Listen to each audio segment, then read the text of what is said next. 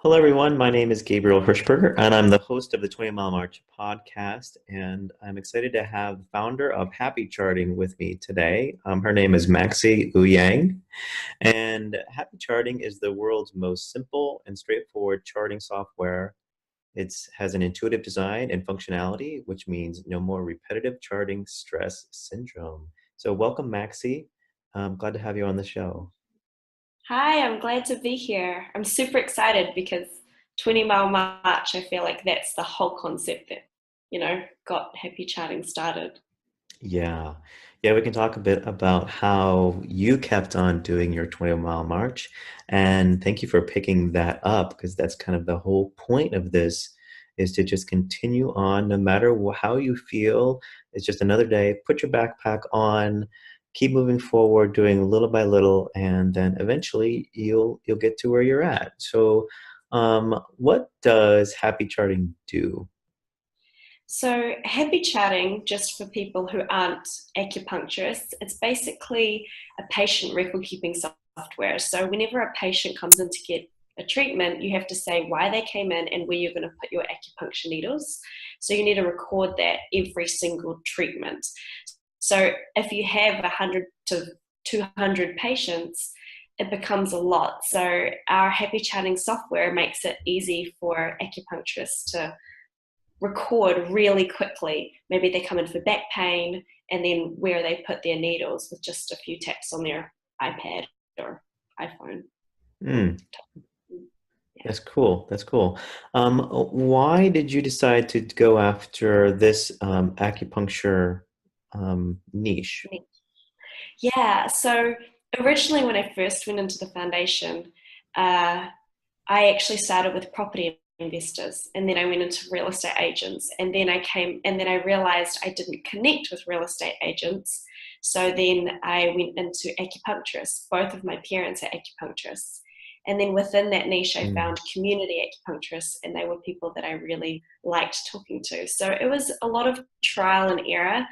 And but I realized that it's important to find a market that you genuinely can work with for the next 5-10 years if you're going to build a business or a software with them.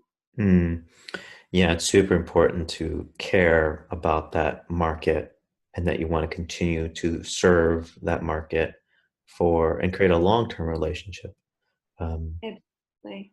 I find that with the 20 mile march, it's not just doing a little bit every day, even when it's good. You have to do a little bit every day, even when it's bad. So if you can find a market that you care about enough that even when everything is bad, you'll still continue to want to work with them. So that mhm, helps a lot. mhm. Yeah, definitely helps a lot. Even on those bad days, we need everything you can just to kind of keep going. What's the difference between a community and a private acupuncturist? I'm not familiar with that. Yeah, so community is a new business model. Basically, a private acupuncturist treats one person in 1 hour in one room, whereas community, they have many people. They can have up to 8 to 12 people that they see in 1 hour, and they're in a communal room. So you're actually there in chairs with other people. So it's very fast paced and a much, much higher volume than private acupuncturists.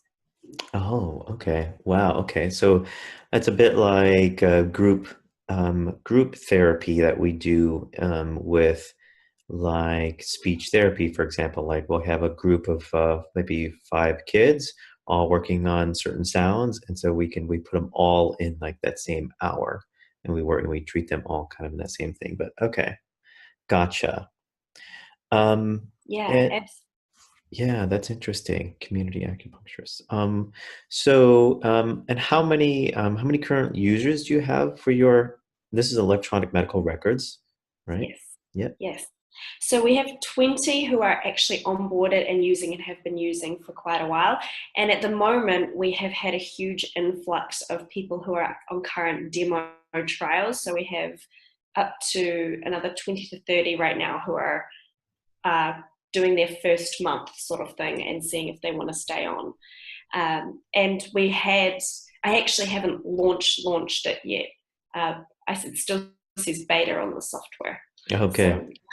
So Yeah. Well, congratulations. I mean, being that amazing to have 20 users and to have all those people interested in doing their first month trial period. How did you come up with your pricing? It seems pretty unique in the way that you set it up. Yeah, so it was easier to base pricing on the clinic size, because what we did, so my pricing is for new or part-time, it's $24 per month. For a full-time or 1 to 3 practitioners, it's $36 a month. And then for 4+ practitioners, it's $48 a month. And I just found that with pricing, I did a lot of research. I did a lot of seeing what competitors were doing, and also asking the market and kind of talking back with them and seeing what they would pay for. And for them, it was easier if you didn't give them a choice. If you just told them what it was, and they would be like, okay, that's the price, it's fixed, I'll pay for it. And I find that with a lot of packages, they see features and they think, I'll obviously just go with the cheapest one because, maybe that's, but if you target it based on who they are, then they say, oh, I'm a solo clinic or I'm a full-time practitioner, then I know that that one's for me. And it kind of takes out all the thinking that they have around it, or even money scarcity, because you don't really give them too much choice. Mm-hmm. Okay. In the first month, you have almost like a donation system, which is Yes. interesting. And how did you come up with that? So originally, actually, I was going through the Foundation 3.0. It's the new one that's coming out, and in it, Dane interviews another marketer, and he actually had this idea where he offered a 4-week teaching info product course, and he said, you just pay the price of what you think it's worth. And I realized that I'd read up a lot on free trials, and I realized I didn't want to do a free trial because I felt like everyone was doing a free trial. And I had done a free demo before and found that people, they would do the demo and then I wouldn't hear back from them, or, it was hard to follow up. But whereas when I do the pay whatever you want, those people who come on this one, they are committed because they know that they need to pay something at the end of the month. But then it also gives me a good idea of the value that they've gotten, because they can choose, do I want to pay $2? Do I want to pay $20? Do I want to pay $40, based on whether I actually used it for the month? So that Okay. was thinking Mm-hmm. behind it. Mm-hmm. Yeah. And And it's people, been great because it means good. that the people here. It's Yeah. been great because what? Because I know that the people who have come on, all of these, people who are doing their first month, I know at the end of the month, on the 25th, like they will be billed, and they're actually committed. Like they've actually put way more effort into watching the videos, transferring their data, and actually like learning the system. And so it's kind of good because the following month, then you can just say, do you want to keep going? And so it's just easier for that flow. Yeah, yeah. Um, I think that it's interesting. I think people pay if you expect something if you pay for something that's expensive, it automatically it increases the quality of cost. So, for example, if some online course costs $500 versus $50, like the expectation, even if they were the same quality, let's just say someone just thought like, I'm just going to price mine at $50 because I'm afraid to ask for money, that the person who paid that $500 will have a much higher expectation and respect, if you will, for that one than the person who underpriced their service. So I like that you're charging something and that you're not, giving it away for free, because free people tend to take advantage of it, sign up for lots of free things, and then they don't have to use it because they're not invested in it and they don't use it. So I think that's super smart thing to do. So it's Thank cool. you. That was my exact thinking behind it. So was HIPAA a challenge for you? Oh, yeah. So HIPAA was a huge, huge challenge. And so I avoided it for as long as I could. I Mm, knew that a lot of my market, they said to me, HIPAA compliance is important to us. So I did some research about it, and as with anyone who tries to research HIPAA, they just go down this wormhole and realize I still know nothing. So it got to a point where for me to move forward, I had to find HIPAA experts. So I reached out to quite a couple. I reached out to lawyers, IT specialists, and I found an actual compliance group who, consulted specifically on EHRs and small businesses to be HIPAA compliant. And it was there that I learned why it's so hard for people to try to do HIPAA compliance on their own. But the thing that I didn't realize about it was when I decided to tackle it, when I decided to invest the money to have a consultant to help with all the processes and actually learn about it, because it's an ongoing process, I realized that what is seen as obstacles can actually be used as your strengths, because all of my other competitors, except for maybe two, they are not HIPAA compliant.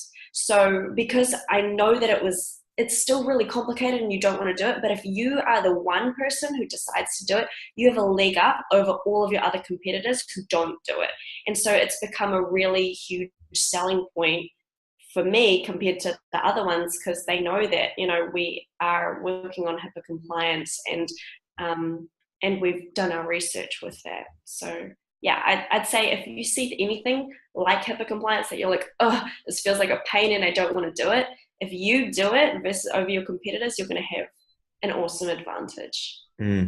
Yeah, definitely. It's like building a moat around your castle that's got HIPAA, and it's got gators and other kinds of things in there that are going to be like keep people from storming your castle because you have that HIPAA thing already figured out. So wow, yeah. So it's tough. It's a big challenge. It's really hard. It's a huge hurdle. But it's like then building this giant fortress around you. That's interesting. Mm. A giant fortress. That's a great way to put it. But what if other people see it as an obstacle, they'll let it stop them. Be the person who sees the giant fortress as like something like you can build. Because also what I've found is now that we know HIPAA compliance, we're actually thinking about building an info product about HIPAA compliance to help give to acupuncturists. Like that's a value to them, So like as you're learning, you can help your market learn about it. And then they're like, oh, they know what they're talking about. So it can turn into a great advantage and a great fortress for you. That's nice. And then pay for the different consultants and lawyers and stuff that you did with the product then that's very specific for HIPAA compliance for your acupuncturists and speak their language and lingo. So yeah, great. We love that idea. Super smart. You can turn it like almost any hurdle or problem into then like an opportunity if you have the right mindset around it. See, they have those green glasses on, right? Yeah, I mean, to be honest, when I first saw it, I did not see. I mean, it wasn't until I tackled it that I was like, "Oh, this actually is an advantage." But yeah, that's kind of the thing where like you don't let it stop you, and you have to. That's the 20-mile march. Is like even when things look hard, if you do a little bit a day and you just make that effort, then that's how you get past the obstacle. Like I wasn't like I'm going to be HIPAA compliant straight away, and we're going to like do that. It had to be every day. We had to learn more and we had to go through the process. And yeah, so. hmm I want to make sure the listeners know that I did not pay you to say 20-mile march like 7 times already in just like these 20 minutes and that like, right? So, okay, this isn't a paid sponsor. You know what? It's funny because if I was to say anything to any starting entrepreneur, it would be learn this concept and also the compound effect, because that was what got me through starting all of it. Because you're so overwhelmed when you're starting. The only thing you need to know is like, when it's rain, when it's sunshine, do 20 miles, just that little bit. Yeah, talk about the compound effect and people who haven't heard of that. Yeah, so The Compound Effect is a book by Darren Hardy.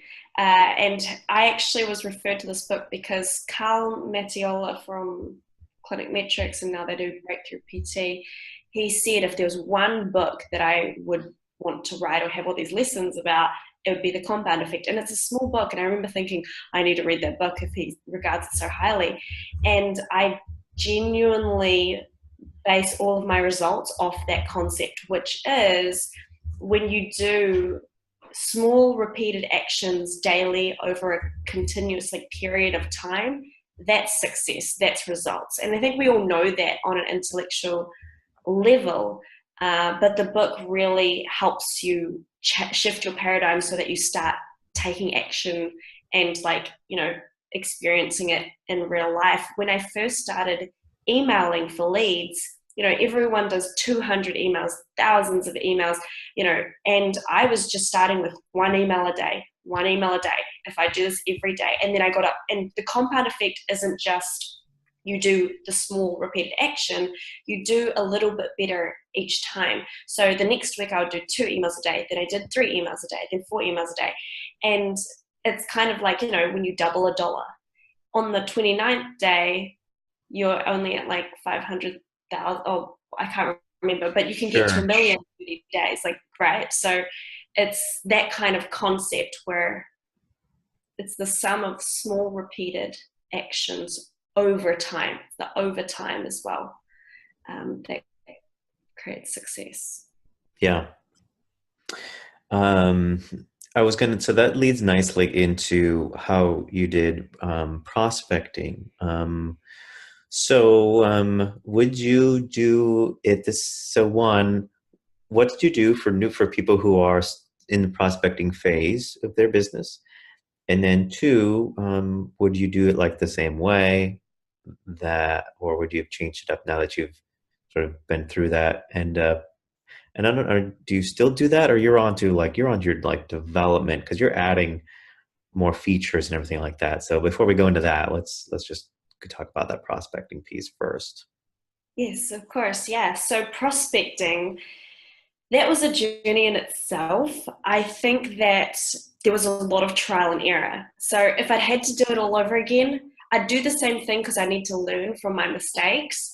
But the lessons I've learned and what I would tell starting other entrepreneurs who are in the prospecting phase, the first thing is when you're choosing a market, find one that you can marry, but make sure that it's really easy for you to find leads. So that was my first mistake with property investors, was I couldn't get their emails. It was really hard for me to find their websites. So I was it was so much effort for me to find one email, let alone 100, Mm-hmm. So that's the good thing about if you have real estate agents or something, they put their details on there. The second thing I'd say is the best thing you can do. People say you can do Google searches and Google search the city. Everything is a numbers game. So I'd say make sure you have a good pool of a couple hundred to a couple thousand. Depends on how big a niche you want. And make sure that you hit organizations, associations, those databases. Whenever I go into a market, I would just search their associations, organizations, look at their database, and then scrape from that. And then I would also say batch your tasks. So when you do the scrape, so say you're going to send out 5 emails a day or however many, but let's say 5 just for the easiness of numbers. 5 a day, you've got 25. In the weekend, get your 25 leads and then do those emails every day, sort of thing. And then that way, you're not trying to find 5 every day and sending out 5 every day and then trying to find 5. And, so I would say batching tasks is really important too. Yeah. And then when you're actually emailing follow-ups is everything. Follow-ups is key. Yeah. And that's how I consider the compound effect, because in the first week you're emailing, say 5 a day, that's 25 people. The next week that's another 25, so that's 50 people, but you need to follow up on the first 25. And then the third week you've got 75, you're following up on 50. And then, so it kind of, and most people I would say need up to 5 to 6 follow-ups. So also for prospecting, set up a system for that. And I say do it all manually first so that you understand the process and then start using the tools. Because I think people jump into the tools really quickly, but then you don't realize how much you need to set up and how much you need to learn and go through. Yeah, so that would be my main advice. I can't remember the question about That's courses. great. Yeah, Okay. so you found, so some of the tools to recap, go after those industry lists and also make sure that you'll be able to find those people. I like how you Yes. said do this stuff on the weekend, batch so that you're not looking and trying to email at the same time. Do it manually at first and then automate it. It's really easy to kind of mess it up if you're new to email marketing and then you automate it and you're a newbie to, I think, send some emails that are really, you could get your account shut down pretty quickly for just being spam, I think. So it's good to send it out manually. So that's really great. No, that's really great suggestions and story about, because I'm in that phase too of prospecting for my industry for chatbots. And so right now sometimes it's really hard to try to find the right email address for someone who is in marketing. It's hard to get that. And two, like again, like sending out consistently emails and following up right now with the right kind of message. And so yeah, like that's where I'm done. And then I think it's hard because sometimes you don't get anything back for 5 emails or 6 emails. So it seems like you're just putting out energy and getting nothing back. And so it seems like, oh, this isn't working. So this this is probably not doing it right, or or maybe I should switch industries. So there's those feelings for me that come up then, and kind of goes back to the whole 20 mile march thing where like there's something that you just have to sort of keep walking. If you're in hell, just keep walking through it, and eventually you'll get through the other side. Totally, totally. And I feel your pain. I had the exact same, all of those doubts. And that's where you have to learn to be process oriented instead of results oriented. Because when you're results oriented, then you'll do your 20-mile march based on whether you got replies. If you didn't, you'd be like, and it kind of, you want to minimize as much as possible all of the objections, all of the things that prevent you from taking action. So one of those things is if you don't have enough emails that you can find for that week, it's going to be more effort for you to find those emails and then send them out. And so I think that focusing on the system instead of, do I get replies, or like how many replies did I get, instead of being like, today, like my goal is just send out 5 emails a day, 5 emails a day, 5 emails a day. And in my process, what I found, I actually started manual for a long time. I tried systems, I hated it, it didn't work. So I did manual for a long time. And the first week, I was just thinking, 1 email a day, I know 100% I can do that, right? If Hmm. you start too high, if you set a process goal that's too high, like even 10 emails a day, you could miss one day, you know? Hmm. But you build the resilience. Like even with the 20-mile march, I would say start with 1 mile march. How do you know that you can do 20 miles yet? It's Yeah. kind of like doing a push-up. Start with one push-up, then two, then three. Because if you can't regularly do 20 every day, it's going to make it easier for you to stop. So for me, it was about consistency. That is more important because it's only a matter of time before you get the results that you want, because it's a numbers game. If you have 300 people in your market, out of those, 30 people are ready to talk to you. You just need to be emailing, sending the right message to find them, right? Those 30 people who want your Facebook chatbot service. And so that's why it's kind of like, if you understand that, then it's not a matter of, am I doing this wrong if you send 5 or 6 emails? Those are just 5 or 6 emails that are people out of the 270 people who aren't ready for your service. That's not to say they won't later, and it's good to have them, reach out to them, but they're not those 30 people you want to find who are like, I really want someone to create chatbots for me. This is really frustrating that I can't do this myself. I don't have the time, but I have the money. They're like your perfect people. So that's all prospecting is targeting those perfect people. And so it's a numbers game. You've got to get through to all of them. So I would say for you, find your niche that these are the only people that I'm going to email. Make sure that you can scrape their emails easily and have a batch at the start of the week. And then commit to a process-oriented goal. So because it's about building consistency, the compound effect, right? So say for 3 months, I'm going to work on 1 email a day, then 2 emails a day, then 3, and get to 10 emails a day where I'm doing it consistently every day. If you miss, you go back to 1 email a day or whatever, because it's about building that resilience. That's the 20-mile march. It's not about whether you get to that goal. It's about, can you do 20 miles every day no matter what the conditions? And so I guarantee, like, after 3 months, you will have, if you do the focus on the process, results will come. Like, you don't even need to worry about it because you've got, you're moving the needle forward in your business. And I also say people, think they just need to send 1 email or 3 emails. They just need to get the right person. But that's kind of like throwing a rod out to the 300 and like praying by chance that you'll get those 30 people, whereas if you do it methodically and you go through all 300, you're going to find the 30. It's just a matter of time.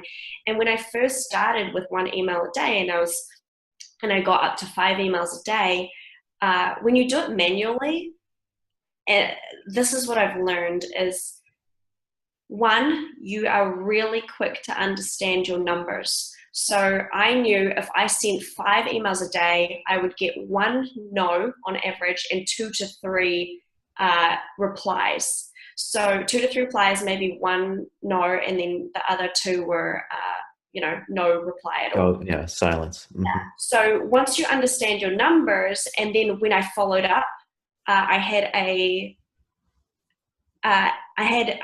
50% response rate when I followed up on the 2nd and 3rd times. And then after 2 to 3 weeks, then I was getting responses like every single day. It took me 2 to 3 weeks of the compound effect, basically. After having, so that 2 to 3 weeks is about 75 people. You're following up on 25 the first week, twice, and then 50 people once. Right. So after 2 to 3 weeks, when you get that process down, then I started getting emails every day, and then you start getting results, and then you don't need to worry about whether you're getting replies or not because you're just focused on the system.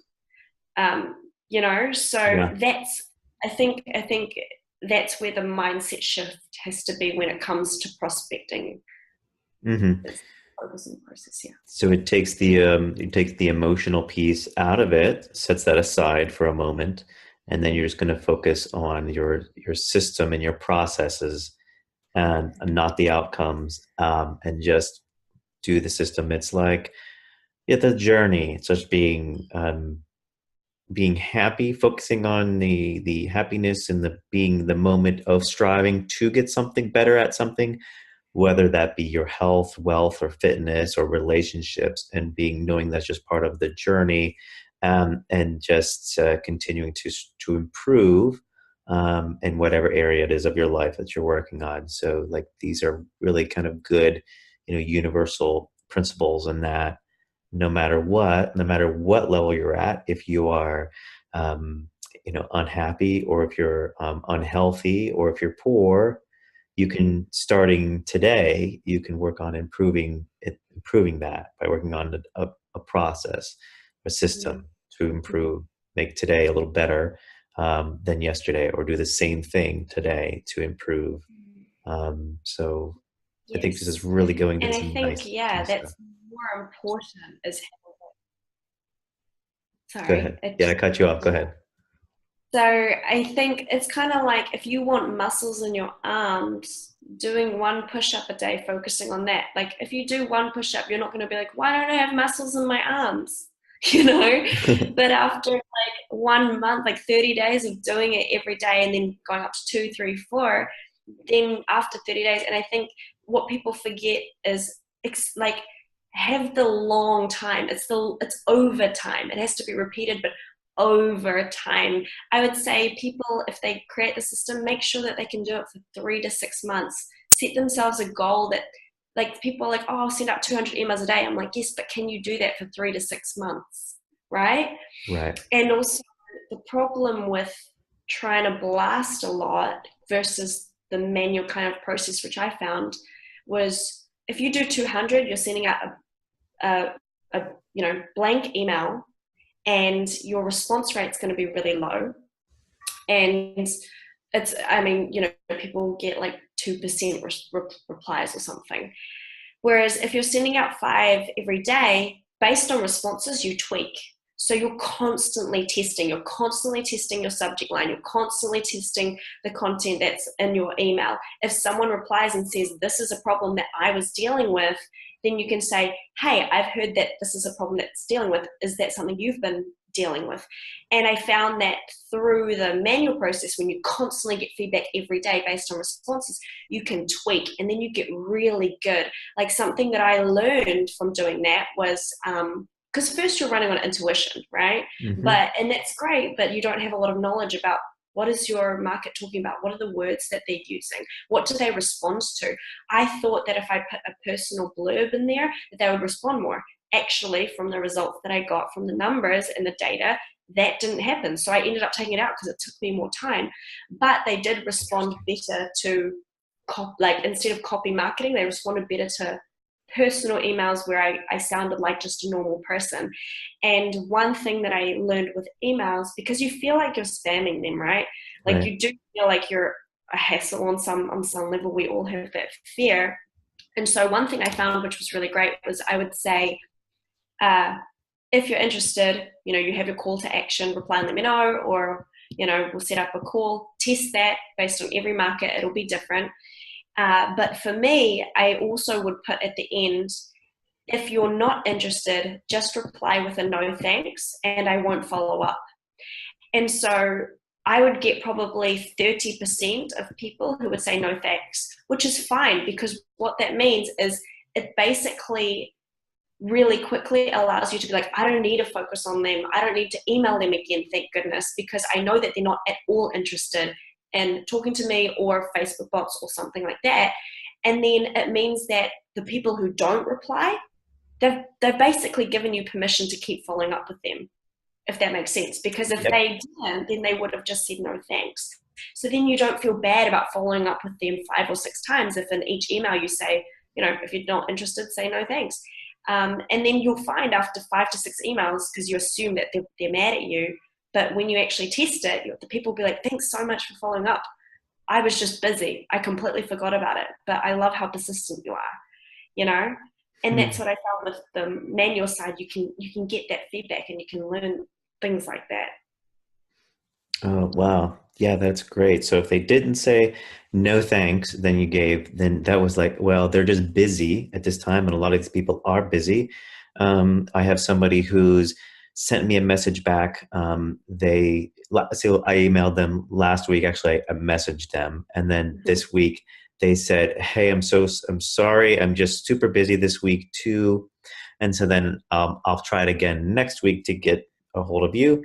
And what I had the opportunity, then I asked them, I said, hey, sounds like a virtual assistant could assist with you in whatever time consuming task that might be at hand.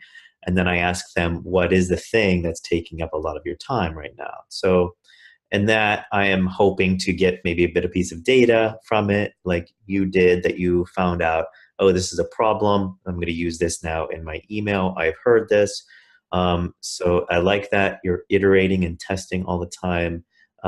So did you keep track of this stuff in like an Excel sheet I or? did. I could even show you. Yeah. So Wow. I had my market, 600 was my number, and I did have a goal, results oriented. I wanted to get to uh 30 IE calls. I ended up keeping going until 50. but that was kind of like, I'm not going to stop this process until I get to 50, sort of thing. But yeah, so the tracking, obviously, I had a VA. Once I had the organization list, she would scrape, put it all in there. And then I would track, what their status was, all of the email replies, and it was a process that I had to learn as I didn't have it straight away.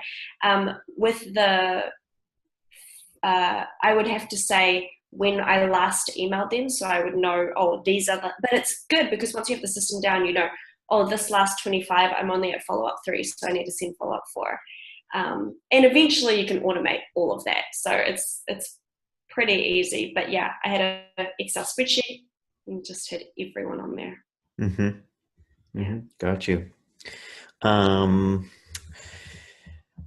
This is great. This is really surprising. Like how we've gone really in depth about this whole, like, it's kind of like a mini workshop on prospecting and email marketing, and it's brilliant. I mean, I think it's great. I love this. I think a lot of people will learn from this process a lot. So yeah, super excited here about what's come out of this. It's been really interesting. It's been magical. So thank you for it.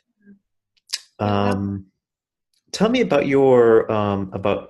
you mentioned something I read in your bio about giving back to female entrepreneurs in Loma Linda, El Salvador. Share about that, will you? Yeah, of course. So this is something I'm really excited about. When I was in the foundation, my friend Kat, she did a talk about how, we're not all successful. We don't have a lot of money and a lot of freedom. We're all working towards it. But that doesn't mean that we can't give back now. I think we all think when we have the money, when we have a successful business, when we have the time, that's when we'll give back. And she was kind of saying, like, no, like, we can give back now. So we formed a group called Entrepreneurs Giving Back. And we kind of had this mastermind, and we started thinking about what do we want to do, socially, and who do we want to help. And entrepreneurs in third world countries really kind of resonated with us. And so we actually, there was 2 projects. One thing that we did was we connected with this social enterprise called Change Heroes, and we raised funds to build houses in El Salvador. So we all took this trip together and went to El Salvador and built houses. And when we were there, we met these Loma Linda ladies. So these ladies in Loma Linda, they are there's like 12 or 13 of them, and they're amazing. And they said to us, we said, okay, how can we help you? And because right now they're running a sewing business, and so they make clothes or tablecloths. And they said, we need funding, but what we need funding for is, the materials, the sewing machines, better equipment, but really what they wanted to learn was entrepreneurial skills. Like, they were like, we want to know, how do we sell? How do we, get people to see our product? How do we deal with our finances? So, they would each put a lump sum in, and how do we budget that out? And they wanted to learn about accounting, and so for a while we were communicating back with them. We got them a phone so that they could communicate with us, and we would work with them and give them advice. So we would say, who are you? Who do you want to sell these cloths to? And one really cool kind of thing, and it helps a lot more when we were in person with them. But in person, we kind of said, who are the ladies who do really well? And they had these 2 little old ladies, and we said to them, use them as your teachers, set up workshops so you teach the younger ones who don't really know how to sew, and then you can better your skills and things like that. So it was really just like a passion project, but we realized our main philosophy, teach a man to fish, give a man a fish a day, feed him for a day, teach a man to fish, feed him for life. And so what was important to us was we weren't just giving a fish, we weren't just giving them money and then leaving them. You know, Hmm. we were actually teaching them entrepreneurial skills so that they could teach others in their community, and then, you know, build their own businesses, because entrepreneurs are what provide jobs around the world. You know, that's what helps communities come out of poverty. It's not throwing money at them. Like, the money, it gets spent, it goes. But if Yeah. you enable people with their skills and teach them mindset stuff, even, you know, that's where community flourishes. Yeah, great. Then they can generate their own revenue and change their life, and yeah, raise their living standards, and yeah, have better access to, everything, those, that Maslow hierarchy of needs thing. So get higher up on their level of what self actualization. So Yeah. that's a beautiful thing. Yeah, it's wonderful, wonderful. So last thing I want to talk about is just about acupuncture in general. And I've never had it done myself. And so I think it'd be really interesting just to learn a little bit about it a little bit. Someone who's comes from Western medicine. Now, I do meditate a lot. I am really big on that. I also like massage. That's great. And I've done some healing types of work, but that's been kind of um, spiritual or mystical, if you will, energy work. But and I've done some aromatherapy kind of stuff where so like I've I've stuck my toes in the water a little bit, but acupuncture is never something I've gotten done. So yeah. Yeah. Well, you are asking the right person, because my parents are acupuncturists, and I have had acupuncture since I was 5 years old. So I'm actually going to go get treatment tonight. So, you know, Mhm. I have it pretty regularly. And in China, it's like the mainstream form of treatment. When you go to hospitals, Interesting. they get acupuncture treatments to help solve things. Yeah. Interestingly enough, my parents were actually Western, like they learned Western medicine. And I think what a lot of acupuncturists are doing now is they're taking what the science, the anatomical structure, everything we've learned about the body from the Western side, and then also combining it with the thousands of years of knowledge, you know, from the TCM traditional Chinese medicine side, and merging them together. And I think what's tough about acupuncture is a lot of people don't understand it. But Hmm. basically, so Chinese believe that there is a meridian system. This is where your energy or your qi flows, and it's invisible and you can't see it. But basically, you can have meridian points. These are, you know, I don't know if you've ever been pushed, probably massage therapy, when you've been getting it, they push on certain points and it hurts a lot, Uh-huh. right? Yeah. So those are access points to your meridian channel. And that's what the Chinese believe. And a lot of these points, you know, when the energy is blocked at these points, you know, that's where it stops flowing and you can have a lot of health problems. And so what acupuncture does is it uh, basically unblocks the chi, the energy, so that, you know, the chi can flow through. And it's hard for a lot of Western people to understand the theory behind it. So what I say is, if you have, it's a back pain or some kind of any kind of pain really, headaches, things like that, stress even. If you don't want to go down pills or, you know, the things that pharmacy gives you, Hmm. you know, and want to go more natural, I just say try acupuncture and see if it works, because I think results speak for themselves. And I think that it's one of those things where you don't need to understand how it works, you just need to see that it does work. I mean, a lot of people Sure. don't really know exactly how a car works. Hmm. You know, like they couldn't tell you open up an engine and you know, take out all the parts and put it back in together, but they know how to drive it, right?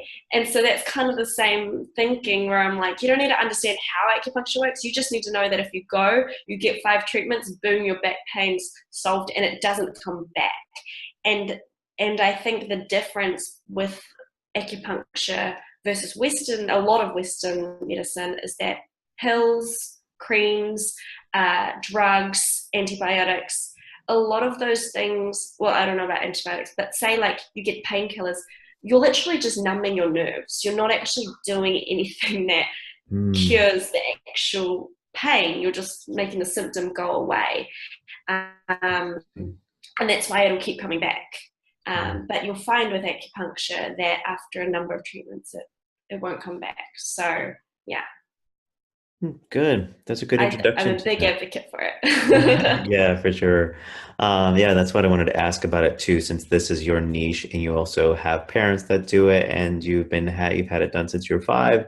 So yeah, thank you for that. And I feel like giving it a try, but so now I have to think, okay, I have to find something painful for some reason and go in and try it. Um, um, if you like, so thank you again, and to our listeners, if you know anybody who's into that has a practice that for acupuncture, tell them about Happy Charting. That's happycharting.com as a way to thank Maxie for sharing her journey with us and this all about prospecting and email marketing and like what acupuncture is. I think it's so this is really cool. So spread the word about that. You can find Maxie on Facebook and LinkedIn, and her website is happycharting.com. So that wraps it up. And so thanks, Maxie, and thanks for listening. Thanks for having me. It's been awesome. All right. See you. Bye.